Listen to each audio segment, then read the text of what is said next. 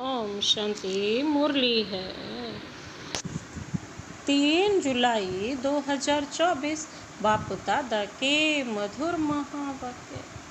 मीठे बच्चे, कलंगीधर बनने के लिए अपनी अवस्था अचल अडोल बनाओ। कलंगीधर बनने के लिए अपनी अवस्था अचल अडोल बनाओ।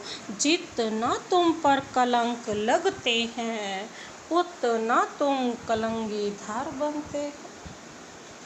कलंगीधर बनने के लिए अपनी अवस्था अचल अडोल बनाओ। जितना तुम पर कलंक लगते हैं उतना तुम कलंगीधर बनते हो। आज का प्रश्न, बाप की आज्ञा क्या है? किस मुख्य आज्ञा पर चलने वाले बच्चे दिल तख्त नशीन बनते हैं? बाप की आज्ञा क्या है? किस मुख्य आज्ञा पर चलने वाले बच्चे दिल तख्त नशीन बनते हैं? बाबा ने उत्तर दिया, बाप की आज्ञा है, मीठे बच्चे, तुम्हें कोई से भी खिट नहीं करनी है। शांति में रहना है। अगर कोई को तुम्हारी बात अच्छी नहीं लगती तो तुम चुप रहो। एक दो को तंग नहीं करो। बाप दादा के दिल तख्त नशीन तब बन सकते जब अंदर कोई भी भूत न रहे। मुख से कभी कोई कड़वे बोल ना निकले। मीठा बोलना जीवन की धारणा हो जाए।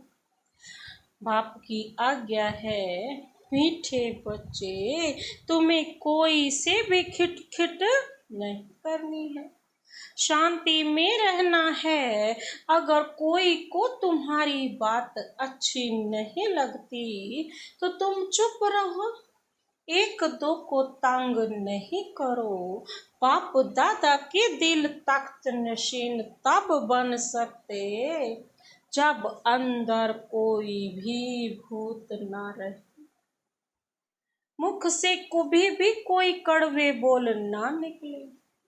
मीठा बोलना जीवन की धारणा हो जाए। ओम शांति। भगवानु वाच, आत्म अभिमानी भाव पहले पहले जरूर कहना पड़ेगा। यह है बच्चों के लिए सावधानी। बाप कहते हैं कि हम बच्चे बच्चे कहते हैं तो आत्माओं को ही देखता हूँ। शरीर तो पुरानी जुत्ती है। यह सतो प्रधान बन नहीं सकता। सतो प्रधान शरीर तो सतयुग में ही मिलेगा। अभी तुम्हारी आत्मा सतो प्रधान बन रही है, शरीर तो वही पुराना है। अभी तुमको अपनी आत्मा को सुधारना है, पवित्र बनना है। सतयुग में शरीर भी पवित्र मिलेगा। आत्मा को शुद्ध करने के लिए एक बाप को याद करना होता है। बाप भी आत्मा को देखते हैं। सिर्फ देखने से आत्मा शुद्ध नहीं बनेगी। वह तो जितना बाप को याद करेंगे उतना शुद्ध होते जाएंगे। यह तो तुम्हारा काम है। बाप को याद करते करते सतो प्रधान बनना है। बाप तो आया ही है रास्ता बताने। यह शरीर तो अंत तक पुराना ही रहेगा। यह तो सिर्फ कर्मेंद्रियां हैं जिससे आत्मा का कनेक्शन है। आत्मा गुल गुल बन जाती है, फिर कर्तव्य भी अच्छे करती है। वहाँ पंछी जानवर भी अच्छे रहते हैं। यहाँ चिड़िया मनुष्य को देख भागती है, वहाँ तो ऐसे अच्छे अच्छे पंछी तुम्हारे आगे पीछे घूमते फिरते रहेंगे। बाबा कहते हैं वह भी कायदेशीर, ऐसे नहीं घर के अंदर घुस आएंगे, गंद करेंगे, कर्ज करके जाएंगे, नहीं। बहुत कायदे की दुनिया होती है, आगे चल तुमको सब साक्षात्कार होते रहे। अभी मार्जिन तो बहुत पड़ी है, स्वर्ग की महिमा तो अपरम अपार है। बाप की महिमा भी अपरम अपार है, तो बाप के प्रॉपर्टी की महिमा भी अपरम अपार है। तो वो प्रॉपर्टी भी अथा देते हैं। बच्चों को कितना नशा चढ़ना चाहिए। बाप कहते हैं मैं उन आत्माओं को याद करता हूँ जो सर्विस करते हैं। यह वह ऑटोमेटिकली याद आते हैं। आत्मा में मन बुद्धि है ना, समझते हैं कि हम फर्स्ट नंबर की सर्विस करते या सेकंड नंबर की करते हैं, यह सब नंबर वार समझते हैं। कोई तो म्यूजियम बनाते हैं, प्रेसिडेंट गवर्नर आदि के पास जाते हैं, जरूर अच्छी रीति समझाते होंगे।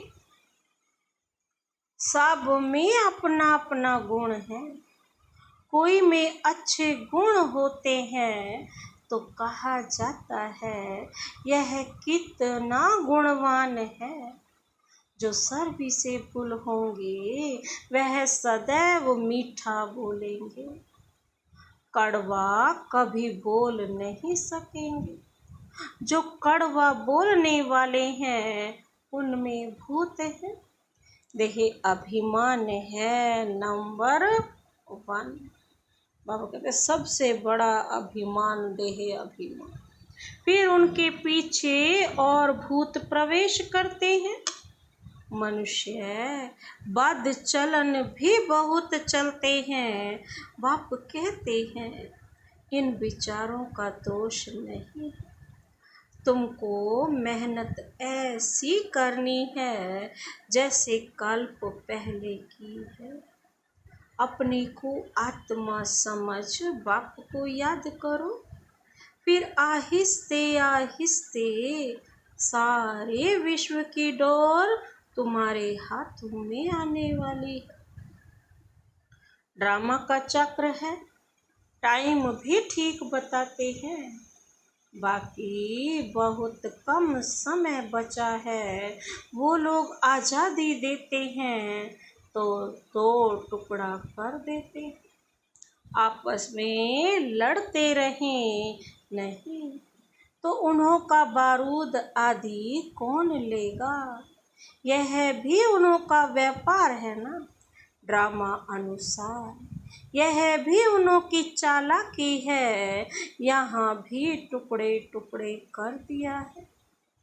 वह कहते यह टुकड़ा हमको मिले, पूरा बंटवारा नहीं किया गया है।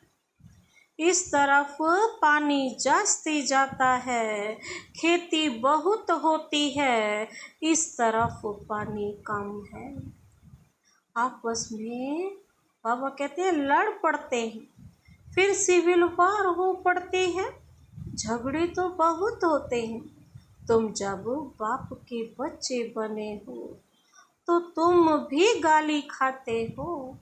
बाबा ने समझाया था कि अभी तुम क्या बन रहे हो, कलंगीधर बनते।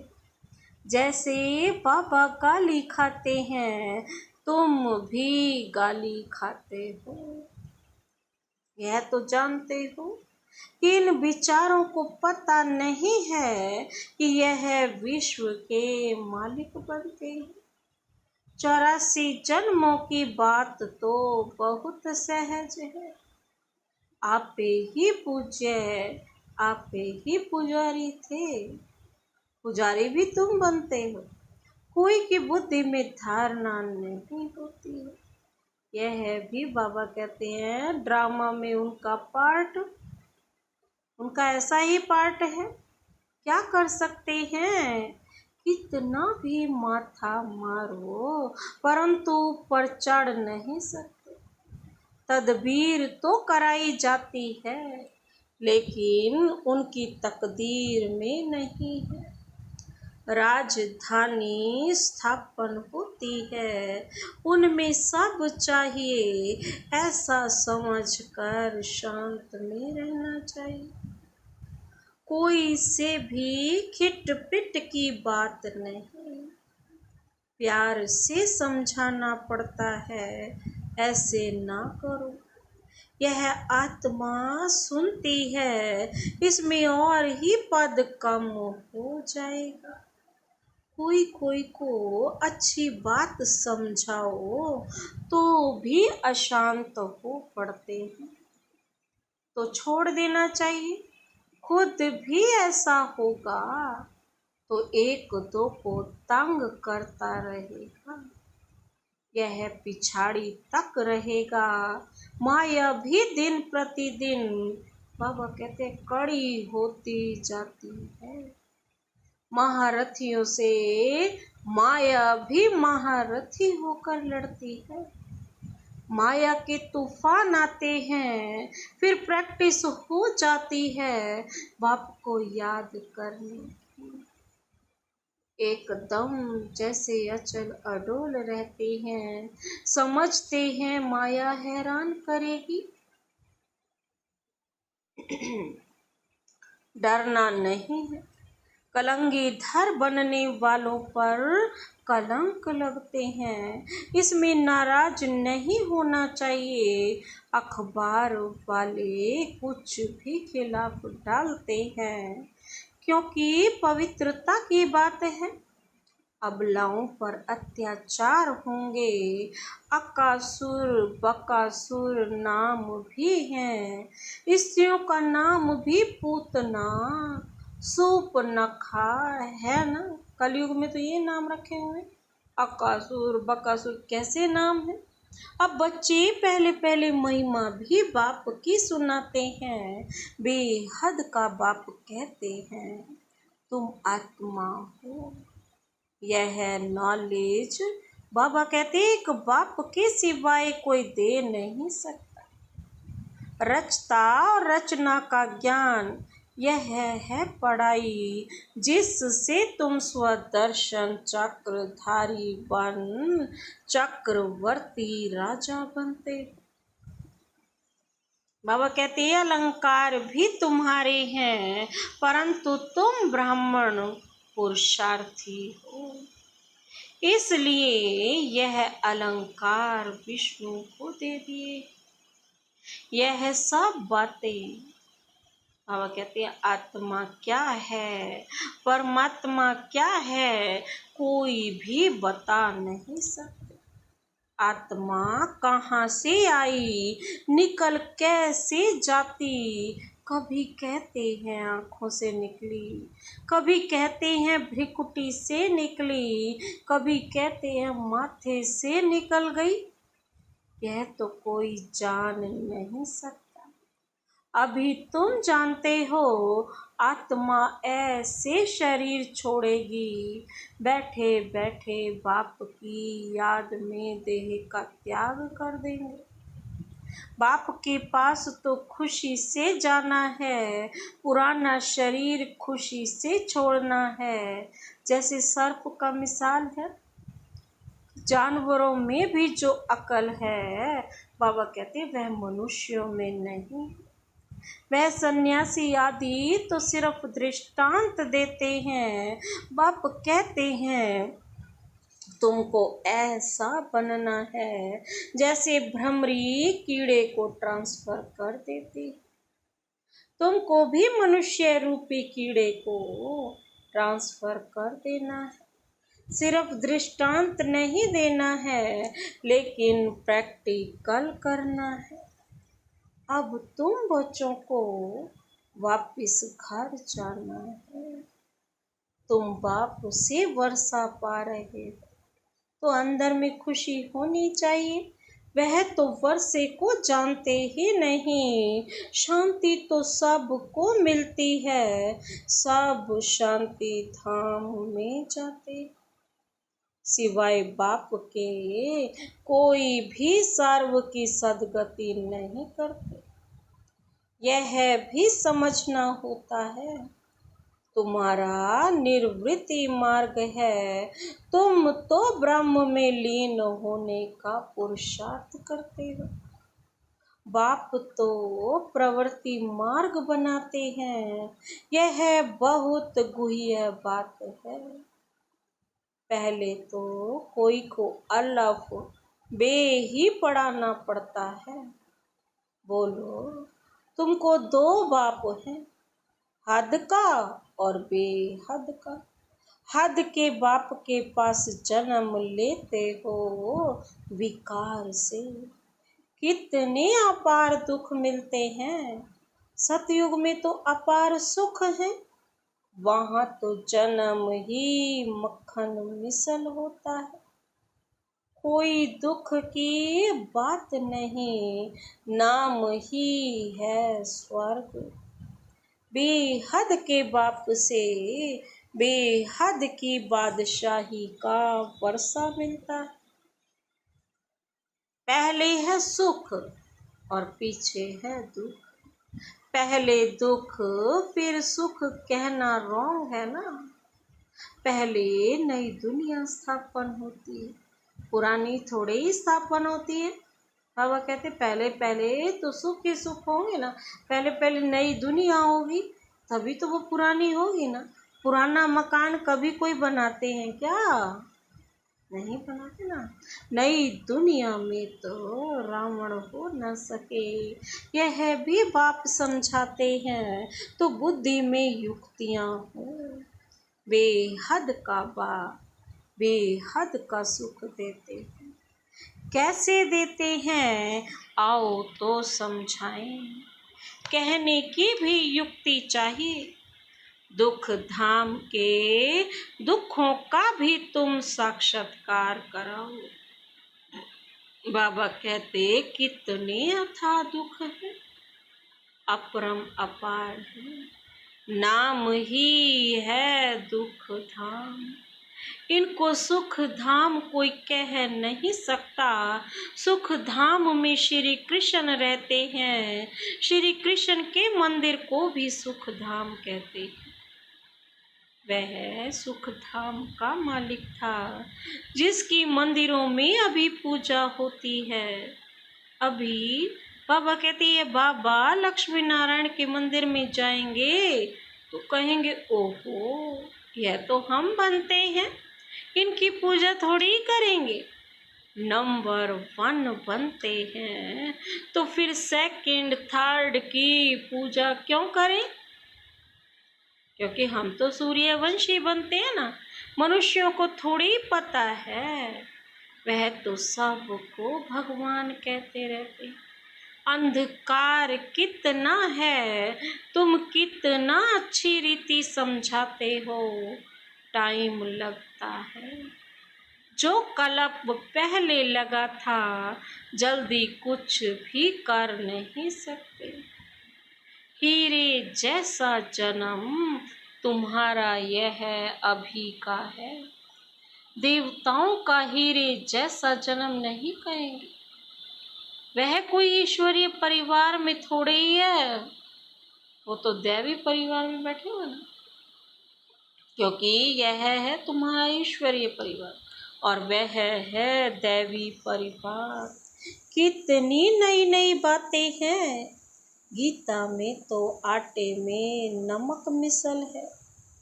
कितनी भूल कर दी है श्री कृष्ण का नाम डालकर। बोलो, तुम देवताओं को तो देवता कहते हो, फिर श्री कृष्ण को भगवान क्यों कहते हो? विष्णु कौन है यह भी तुम समझाते हो। मनुष्य तो बिगर ज्ञान के ऐसे ही पूजा करते हैं। उनको पता ही नहीं है कि कृष्ण को भगवान क्यों कहते हैं, विष्णु कौन है, उन्हें पता ही नहीं है कि विष्णु क्या है, उसकी चार भुजाएं क्यों दिखाई हैं। ये सारा अर्थ एक बाप ने ही बताया है। मनुष्य तो बिगर ज्ञान के ऐसे ही पूजा करते रहते हैं। प्राचीन भी देवी देवता हैं जो स्वर्ग में होकर गए हैं। सतो रजो तमो में सबको आना है, इस समय सब तमो प्रधान है। मनुष्य को पॉइंट्स तो बहुत समझाते हैं। बाबा कहते हैं बैज पर भी तुम अच्छा समझा सकते हो। बाप और पढ़ाने वाले टीचर को याद करना पड़े, परंतु माया की भी कितनी कश्मकश चलती है। बहुत अच्छी अच्छी पॉइंट्स निकलती रहती हैं, अगर सुनेंगे नहीं तो सुना कैसे सकेंगे। अक्सर करके बाहर में बड़े महारथी इधर उधर जाते हैं तो मुरली मिस कर देते हैं। बाबा कहते हैं फिर पढ़ते नहीं, पेट भरा हुआ है। बाप कहते हैं कितनी गुये गुये बातें तुमको सुनाता हूँ, जो सुनकर धारण करना है, धारणा नहीं होगी तो कच्चे रह जाएंगे। बहुत बच्चे भी विचार सागर मंथन कर अच्छी अच्छी पॉइंट्स सुनाते हैं। बाबा देखते हैं, सुनते हैं, जैसी जैसी अवस्था बाबा कहते ऐसी ऐसी पॉइंट्स निकाल सकते हैं जो कभी इसने नहीं सुनाई है। बाबा कहते हैं जो कभी भी इसने नहीं सुनाई है, सर्विस एबल बच्चे निकालते हैं, सर्विस पर ही लगे रहते हैं। बाबा कहते हैं मैगजीन में भी अच्छी पॉइंट्स डालते हैं। तो तुम बच्चे विश्व का मालिक बनते हो। बाबा कहते हैं तुम बच्चे विश्व का मालिक बनते हो। बाप कितना ऊंच समझाते हैं, कितना ऊंच बनाते हैं। गीत में भी है ना, सारे विश्व की बागडोर तुम्हारे हाथ में होगी, कोई छीन न सके।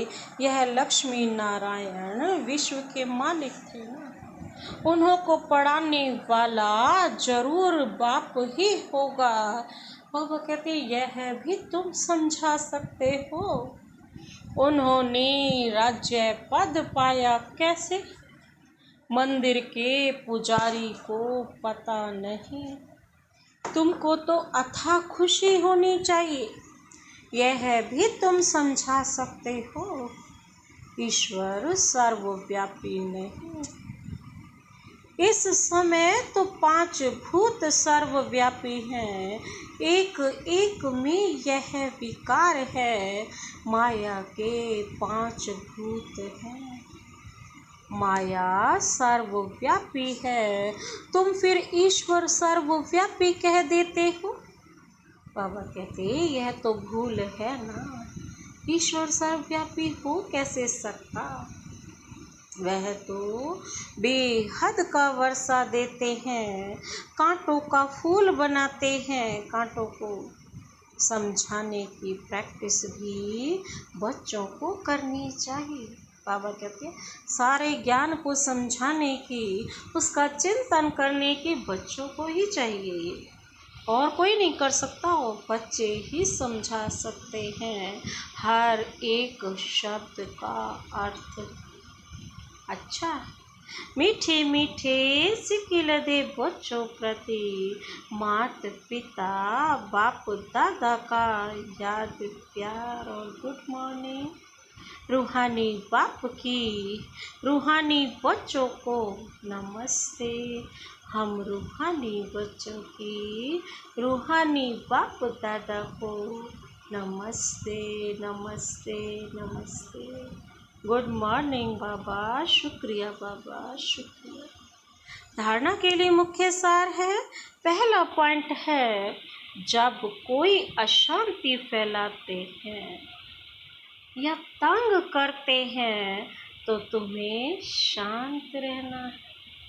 अगर समझाने मिलते हुए भी कोई अपना सुधार नहीं कर सकते तो कहेंगे इनकी तकदीर, क्योंकि राजधानी स्थापन हो रही है।